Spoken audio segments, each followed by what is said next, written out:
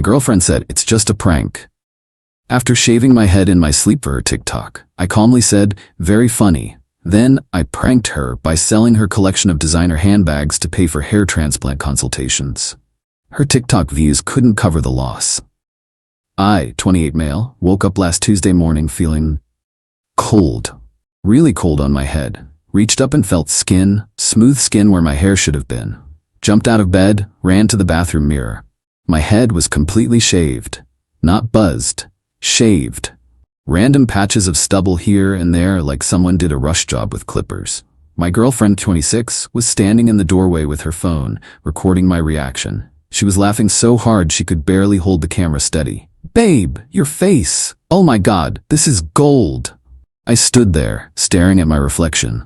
I'd been growing my hair out for 2 years, had finally gotten it exactly how I wanted it, professional enough for work but with some personality. I work in sales at a tech company. Image matters. First impressions matter. "What did you do?" "It's just a prank, babe, for my TikTok. You're gonna go so viral." She showed me her phone. She'd already posted it. The video of her shaving my head while I slept, sped up with some trending audio.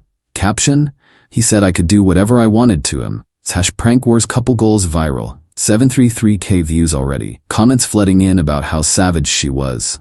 Here's the thing. I never said she could do whatever she wanted. 3 weeks ago she'd asked if she could pluck my eyebrows while I slept as a joke. I said sure, thinking she meant like 1 or 2 hairs. Not this.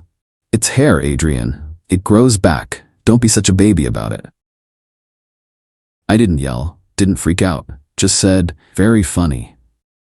She kept filming, narrating to her phone about how I was taking it like a champ and how we were couple goals. I had a client presentation that afternoon, had to wear a hat to the office, against dress code, and make up a story about losing a bet. My manager pulled me aside and said it was unprofessional, but let it slide this once.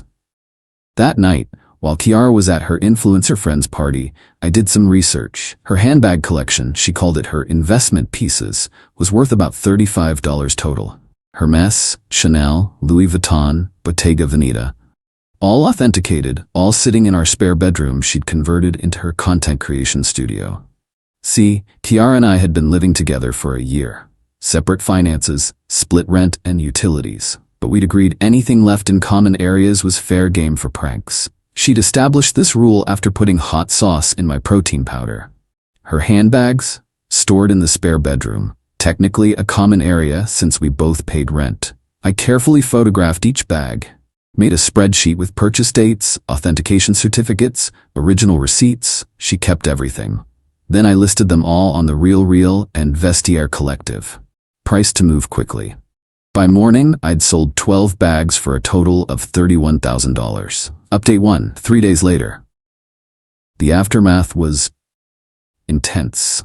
Kiara came home Wednesday afternoon from some brand event. I was on the couch, laptop open, looking at hair transplant websites. I'd printed out consultations from 3 different clinics and left them obviously visible on the coffee table. "Babe, you won't believe the engagement on the video. We're at 2.1 million views. TikTok wants to feature us on there." She stopped mid-sentence.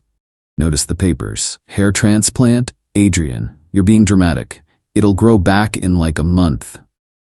"Actually, the consultant said where you created those bald patches from pressing too hard with the clippers, there might be some scarring. Could affect regrowth patterns." Total BS, but she didn't know that. Whatever, I need to film an unboxing. My new YSL came today. She headed to the spare room. I started counting in my head. 3, 2, 1. Adrian, where are my bags?" She came running out, phone in hand, already recording herself. "This isn't funny. Where are my bags?" I pulled up my phone, showed her the sales confirmations. "Oh, those. I sold them. It's just a prank. You're gonna go so viral." Her face went from confused to horrified to rage in about 2 seconds. "You sold my bags? My Hermes? My vintage Chanel?" "It's just stuff, Kiara. They'll make more. Don't be such a baby about it." She lunged for my laptop. I calmly closed it and stood up. "The money's already transferred to my account. I used it to book consultations and put a deposit down on a potential procedure. Those bags were worth $40,000. 35 actually, and I only got 31. Quick sales. You know how it is." She started screaming. Not yelling. Screaming. The neighbors knocked on the wall. "That's theft. I'm calling the police." "Go ahead. Explain how your boyfriend sold items from a common area of an apartment you both pay for after you assaulted him in his sleep." "Assault? It was a prank." "So was this. Look, I'm even recording it for you. Where should I post it? Instagram? TikTok?" She actually called 911. The dispatcher, hearing the story, said it sounded like a civil matter and suggested she contact a lawyer. Then came the social media meltdown. She posted a 10-part TikTok series about how I was financially abusive and couldn't take a joke. Her followers were split.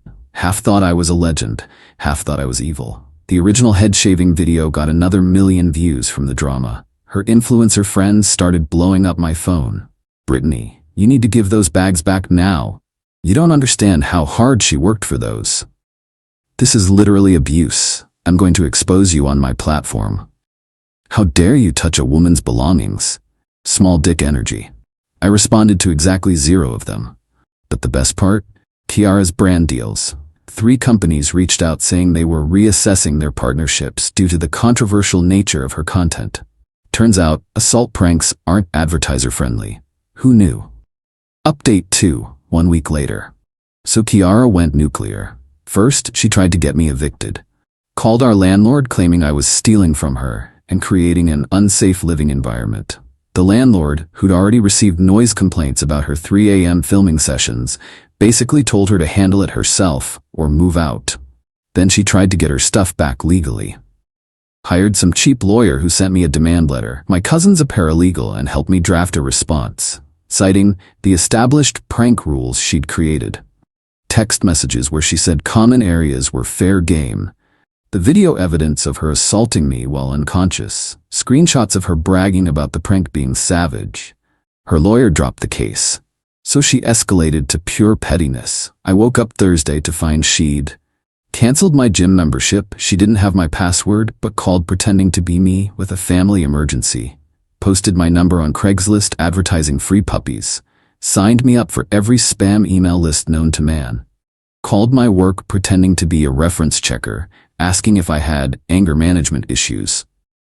That last one crossed a line. My manager had to have an actual conversation with me about it. I showed him everything. The original video, the timeline, her harassment. He was concerned but understanding. Then Friday happened. I came home from work to find my PlayStation, my TV, and my espresso machine gone. In their place was a note. "Pranked you. Check my TikTok." The video was already up. Her throwing my stuff off our 3rd-floor balcony. My PS5 shattering on the concrete. My TV screen cracking. My $800 espresso machine in pieces. 1.5 million views in 3 hours. The comments were brutal though. "Girl, this isn't pranking anymore. This is just destruction of property. He sold stuff that was yours. You destroyed stuff that was his. Not the same." I called the police. Filed a report. Destruction of property is actually criminal, unlike selling shared items. They took statements, watched her video. Evidence is nice when they provide it themselves, and issued her a citation.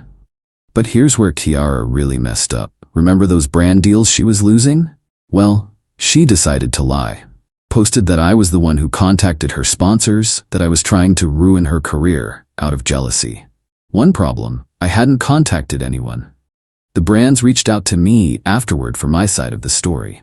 Kappa Beauty's social media manager even sent me screenshots of Kiara's desperate emails begging them to reconsider, claiming the whole thing was staged for content. I forwarded those screenshots to the drama channels. They had a field day. Saturday morning, she tried a different approach. Tears. Showed up at my friend Derek's apartment where I'd been staying. "Adrian, please. This has gotten out of hand. I love you. We can work this out. You threw my PlayStation off a balcony. You sold my Hermes Qley after you shaved my head in my sleep." It was content. Derek recorded the whole thing through his doorbell camera, including the part where she tried to force her way in and he had to threaten to call the cops. Then came the ultimate entitlement. Her mom called me. "Adrian, you need to fix this. Kiara's losing everything, her followers, her brands, her reputation. Over what? Some silly prank? Your daughter shaved my head while I was unconscious, ma'am. Boys don't care about hair. You're being vindictive." "I'm being equal. She wanted to play prank wars. We're playing." She's getting death threats, so am I, from her followers. You're a man, you can handle it. She's sensitive, I hung up. Monday, the escalation got legal. Kiara's trying to sue me for theft of property, the handbags, emotional distress, loss of income from terminated brand deals, defamation. She's seeking $100,000 in damages. My response? I countersued for assault, the head shaving, destruction of property, PlayStation, TV, espresso machine, harassment, the Craigslist ads, spam calls, work interference, defamation, claiming I contacted her sponsors. I'm only seeking exactly what my stuff was worth plus legal fees. About $3,500 total. Her lawyer laughed at my countersuit until I showed up with the original video, millions of views of evidence, the balcony destruction video, more evidence, screenshots of all her harassment, the police report, witness statements from neighbors about noise and aggression, the doorbell footage from Derek's place. Suddenly, her lawyer wanted to mediate. Final update. The mediation was yesterday, almost a month since the original prank. Kiara showed up with her mom, her lawyer, and her manager. Her friend Jade, who has 50K followers and thinks she's an expert on influence law. I showed up with my cousin, who's a paralegal, and a folder of evidence. The mediator reviewed everything, watched both videos, read all the documentation, then basically told Kiara's team that she had no case for the handbags, since she established the prank war rules. Common areas were explicitly stated as fair game. I had texts of her saying, anything goes in pranks. The sale was presented as a prank, same as hers. But she had massive liability for assault, yes, shaving someone's head while unconscious counts, destruction of property, documented on her own TikTok, harassment, ongoing and documented. The mediator suggested she drop her suit and pay me the $3,500 for destroyed property, or risk going to actual court where assault charges could lead to criminal prosecution. Jade tried to argue, but the handbags were worth 10 times that. The mediator, and she uploaded evidence of herself committing assault to millions of people. Would she prefer criminal charges? Kiara's mom went on a rant about how I was ruining her baby's life and how influences have it hard enough. The mediator literally said, "Ma'am, your daughter shaved his head while he was sleeping for internet views. This is consequences, not persecution." The final agreement. Kiara drops all claims to the handbags. She pays me $3,500 for destroyed property. We both sign NDAs about each other, which I'm technically breaking, but whatever. Sue me again. She has 30 days to move out of the apartment. No contact order going forward. But here's the beautiful karma part. Remember those 2.1 million views on the original video? TikTok has a creator fund. She made about $4,000 from that video going viral. She now owes me $3,500. Plus her lawyer fees. Plus, she has to find a new apartment with no savings because she spent everything on handbags she no longer has. Plus, she lost her brand deals. Turns out companies don't like partnering with people who commit assault for content. Her follower count has dropped from 340K to 180K and falling. The drama channels have made dozens of videos about the situation. She's become the poster child for pranks gone wrong and toxic influencer behavior. Last I heard from mutual friends, she moved back in with her parents. She's trying to rebrand as a mental health advocate, talking about the trauma of cancel culture. She's selling her remaining designer items to pay bills. She started a podcast called Surviving Social Media that has 12 listeners. I'm told 8 are hate watchers. She's supposedly writing a book about her experience. Working title, Cancelled, a Love Story. Her mom still occasionally texts me about how I destroyed a young woman's future. I don't respond. As for me, my hair's growing back nicely. Turns out I didn't need transplants. That was just for the paperwork trail. The $31,000 from the handbags, most of it's still sitting in my savings account. I did buy a new PS5 and TV with the settlement money though. I also started dating Harmony from my office. She thinks the whole story is insane and regularly jokes that she'll never prank me because you don't play about your belongings. The funniest part? About a week ago, Kiara tried to make a response video claiming I manipulated the whole situation and that selling the bags was premeditated. She forgot one tiny detail. She literally has a video of herself saying, Common areas are fair game for pranks from 6 months ago when she was explaining why she replaced all my shampoo with hair removal cream. I caught that one before using it, thankfully. The drama channels found it immediately. Her comeback video got ratioed into oblivion. Do I feel bad? Not even a little. She wanted to be internet famous by humiliating me. She wanted to go viral with a savage prank. She established the rules of engagement. All I did was play by them. The moral of the story? Don't start wars you're not prepared to lose. And definitely don't film yourself committing crimes for TikTok views. Oh, and Kiara, if you're reading this, and I know you are because you're obsessed with checking what people say about you online, that Hermes Qley bag you loved so much? The person who bought it DM'd me. They're super happy with it. Said it was the deal of the century. Peace out from the guy with a full head of hair and a full bank account.